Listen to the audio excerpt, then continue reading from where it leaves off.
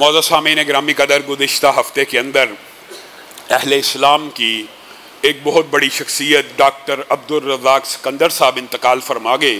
इन्ना लिल्लाहि व इन्ना इलैहि राजिऊन। अमीर भी थे ख़त्म नबूवत के कौस के। और मैं आज आपके सामने एक बात शरह सदर से कहना चाहता हूँ कि ख़त्म नबूवत का कोई भी चौकीदार हो या हुर्मत रसूल का कोई भी पहरेदार हो, आपने उसका जनाजा देखना है।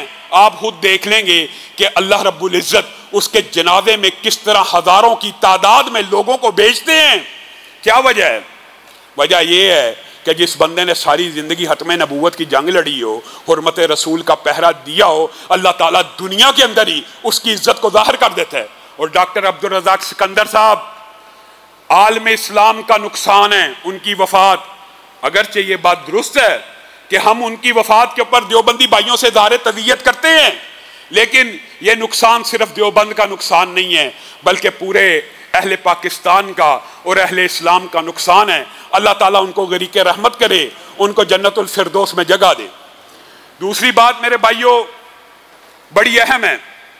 हमारी जमात के एक नामवर आलिम दीन इब्ने बशीर हुसैनवी साहब, आप उन सबको जानते हैं, आप सब जानते हैं उन्हें।